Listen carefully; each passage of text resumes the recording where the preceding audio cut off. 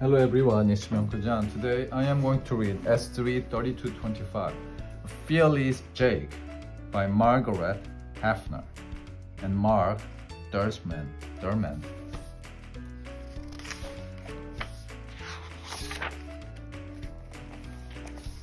Jake had daydreamed just a little too long this morning. He missed the school bus, and now he had to walk. As he stepped out the door into the bright morning sunlight, his mother called after him, "Don't stop to play, Jake. Go straight to school." "Okay, Mom," Jake yelled back. "I'll run all the way." But just past the end of the driveway, he skidded to a stop. A yawning canyon lay across his path. Jake gripped imaginary handlebars and revved his engine. Broom, broom, broom. He left the ditch smoothly, then slowed for the applause of the admiring crowd. Daredevil Jake performs the impossible. On the other side of the canyon lay the wild lands. Alert for danger, Jake marched bravely forward. Soon he reached the shore of a rushing river. Again the way was blocked. Jake, the great explorer, frowned in thought. Huge waves churned the surface of the water. How could he get across without a bridge? Luckily, a giant log lay nearby. Muscles straining, Jake heaved one end of the tree trunk into the water. "Hee-yaw!" he grunted. He pushed and shoved until the tree caught on the far shore. Then he darted across. Only his cat-like balance prevented Jake of the jungle from falling into the swirling waters below. Once on the other side, he smiled. Nothing could stop him now. Already ahead lay the great desert. Jake plodded through the sand as vultures wheeled overhead, waiting for him to drop from thirst or hunger. Jake the cowboy shook his fist at them. "You'll never get me. I won't be bird food," he cried. With a final burst of speed, he made it to the safety of the trees. Now all that lay ahead was the forest and the border. The shade felt pleasantly cool after the heat of the desert. Jake walked slowly, enjoying the quiet. He stopped by a fallen log for a rest, but as he did so, he disturbed the snake, a deadly rattler. Jake jumped back in the nick of time as the rattler hissed past, its fangs just missing him. "Phew!"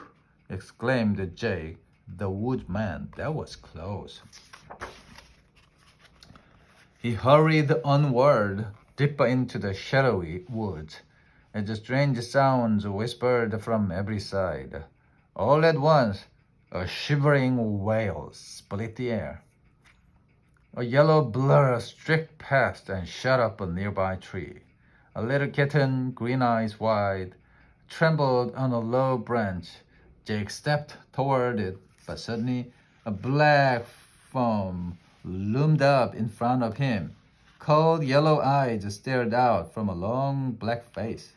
A wolf, its red tongue swept over its sharp white teeth, and it growled a warning. "Breakfast," it seemed to say. Jake jumped back, his eyes wide. He gulped, and his heart thudded loud and fast as he prepared to run to safety. But could he really leave the kitten behind?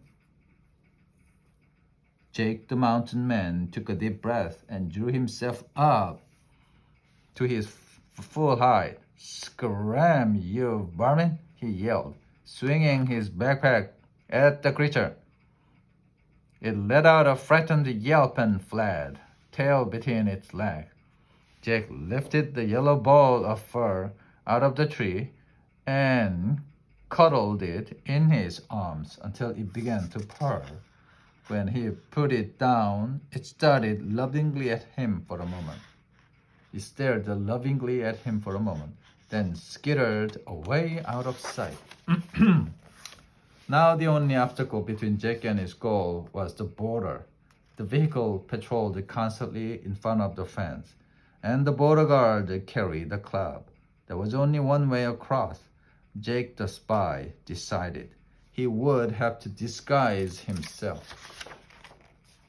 He removed his jacket and put it back on inside out.